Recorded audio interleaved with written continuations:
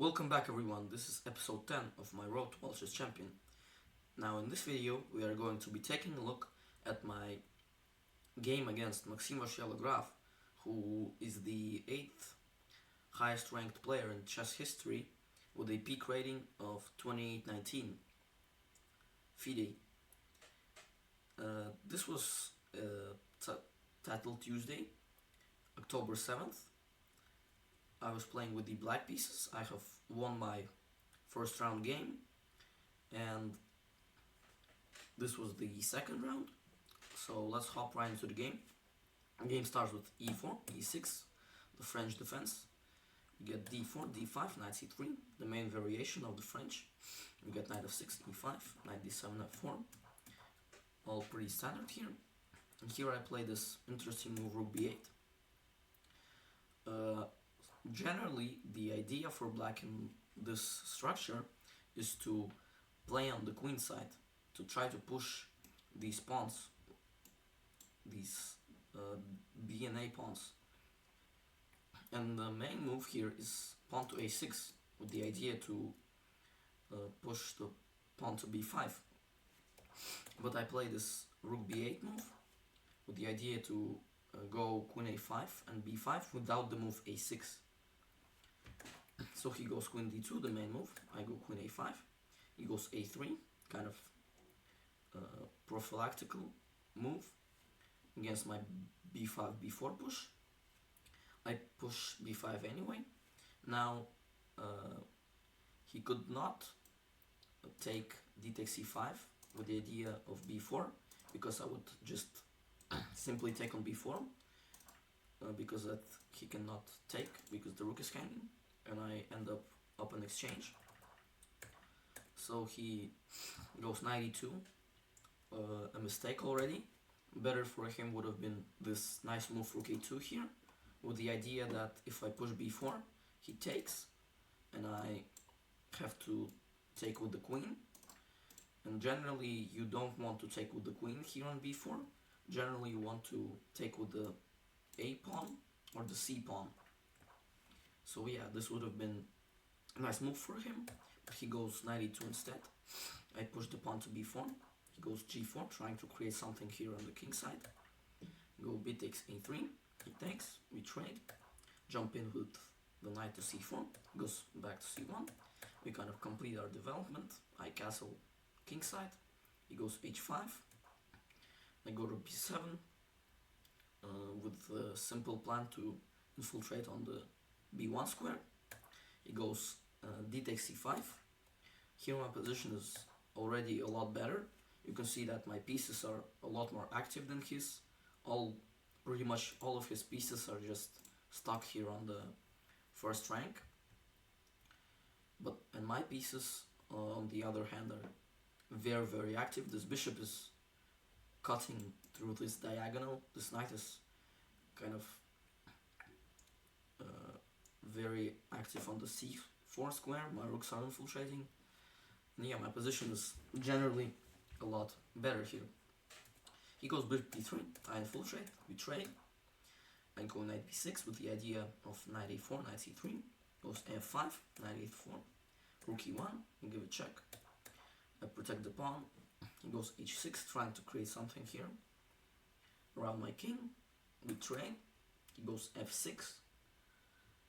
Here I could have played knight takes c5, very nice tactic, with the idea that if he takes with the rook, the bishop is hanging, and if he takes with the knight, the other knight is hanging. But I missed this. I went knight e4. He goes bishop takes h6. We trade the rooks. I go knight takes c5. He goes g5. We trade the knights. I take the pawn on a3, and here I end up with just 2 extra pawns, and his bishop here on h6 is just stuck. It cannot go anywhere. Goes knight e5. I just kind of try to push my pawns. I block the pawn on e7. I push all my pawns, and here was a critical moment of the game. because I was simply winning here. If you want, you can pause the video and try to find the move for black here. So yeah, the move was pawn to e3. The idea is that if you take the knight, I just go e2 and I attack the bishop, and if you take, I just take and I promote, and white cannot stop my pawn from promoting. And if white goes c takes d3, I just take. And if white goes, for example, king c3, knight f4, my idea is to push e2, and you cannot stop this. Like, if you move the bishop anywhere, I can just go e2, king d2, and a3, and you cannot stop both pawns at the same time, because this bishop is just doesn't do anything here on h6. So yeah, and if he goes bishop c2, for example, I can go knight d5 check, and if king d4, just e2, promoting, and if king d3, I give a check, and king e4, I just e2, and promote my pawn. So yeah, this was completely winning for me, but instead I went d takes c2, which is a mistake. He goes bishop takes c2, I go e3, another mistake. He goes g6, and here I started to panic, like from a completely winning position like 2 moves ago. I end up in a already kind of drawish position here.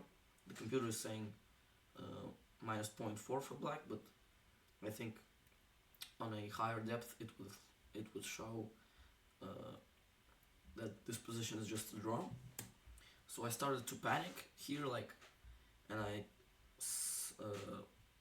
decided to sacrifice my knight, which is a terrible idea because this bishop here, which was stuck for half the game, now is free and can help white to stop my pawns from promoting. And I tried to push, trying to create something, but I couldn't do anything here because I had 20 seconds also, and yeah, in this position I resigned because I had 8 seconds and we're playing without increment and my position is just crumbling. White will take all the pawns and win the game. So yeah, kind of unfortunate game for me because I was winning like in one move basically with this e3 push.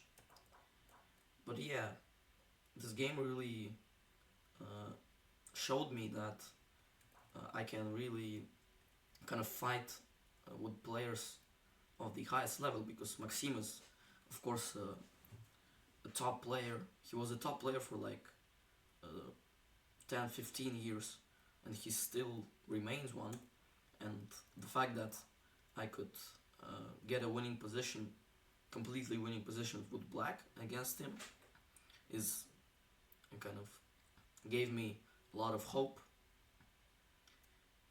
and a lot of kind of motivation. But unfortunately I lost the game. So yeah, if you enjoyed the video, please like and subscribe. If you want to work with me, you can message me on Leashes. I will have the link to that in the description.